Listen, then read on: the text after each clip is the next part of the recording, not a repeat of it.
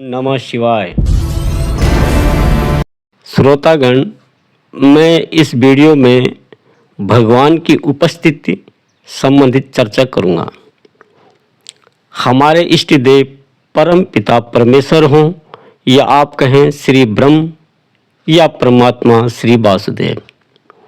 श्री ब्रह्म ने 3 रूप बने: संहारकर्ता, उत्पत्तिकर्ता और पालनकर्ता। ब्रह्मा विष्णु महेश। श्री परम पिता ब्रह्मा जी ने परमात्मा श्री वासुदेव की कृपा से सृष्टि की रचना और संचालन किया। यह तो सर्वविदित है। श्री ब्रह्मा जी ने परमेश्वर की कृपा से ऋषि मुनि, देवगण, यक्ष, मानवगण, राक्षसगण, कीट पतंग सभी की उत्पत्ति की।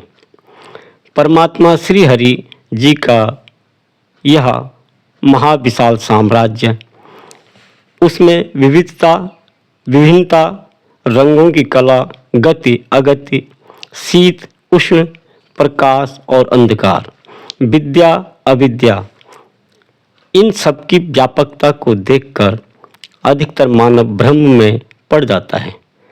परमात्मा के सिद्धांतों की विवेचना ठीक ढंग से न समझा, माया को माया कहकर अपने अस्थाई समझकर उसमें लिप्त हो जाता है।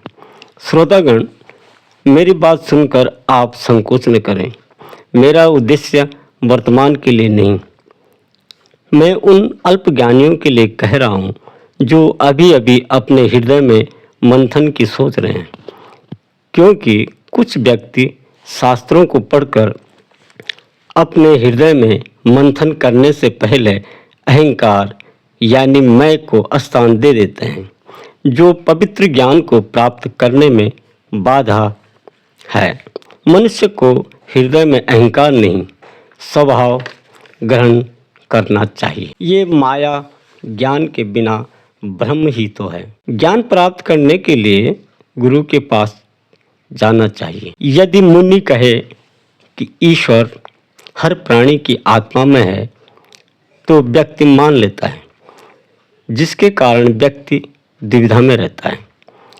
मैं आपको एक श्लोक कहता हूँ। ऋतेर्थम यत् प्रतीयेत न प्रतीयेत चात्मनि तदिध्यादात्मनो मायां यथा भासो यथा तमः। माया के कारण आत्मा में भगवान का वास्तविक अर्थ न रहते हुए भी रहते हैं और रहते हुए भी नहीं रहते हैं। यह उनकी माया जानो। आकाश में 9 ग्रह हैं, लेकिन राहु ग्रह मंडल में केवल उनका आभास होता है, जिस आभास के कारण इंसान भ्रम में रहता है। इस तरह आप श्री भगवान की माया जानो और भ्रम से भ्रमित मत हो जाओ। यदि आप यहाँ तक मंथन कर लिया तो आपको महात्मा या मुनि को कहा हुआ आधा समझ में आ गया होगा कि श्री भगवान से हम कितने दूर हैं। यदि आप महात्मा के कहे हुए शब्दों से सहमत हैं तो मैं दूसरा श्लोक श्रीमद् भगवद गीता का कह देता हूँ।